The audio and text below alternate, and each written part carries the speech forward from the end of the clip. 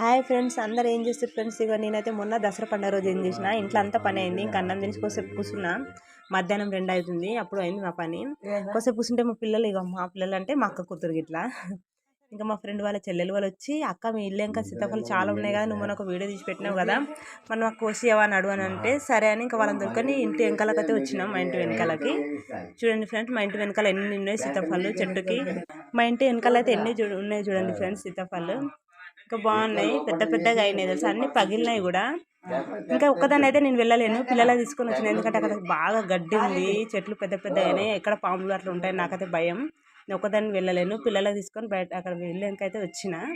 ఇంకా కొన్ని కాయలు అయితే కోసినాం మేము. చూడండి ఫ్రెండ్స్, ఇగో ఇన్ని తీసుకొచ్చినాం ఇంటికి. వాళ్ళు కొన్ని తీసుకున్నారులే పిల్లలు. అంతకుముందు కూడా బాగానే వెళ్ళాయి సీతాఫలాలు, ఇంకా ఈరోజు కూడా చాలా వెళ్ళినాయి ఫ్రెండ్స్. అంతకుముందు కూడా చాలా వెళ్ళినాయి, ఇంకా ఇప్పుడు కూడా ఇన్ని వెళ్ళినాయి చూడండి ఫ్రెండ్స్. అదొకటి అయితే అది ఏదో తిన్నది, పండు అనుకుని తీసినా కానీ పండు కాదు,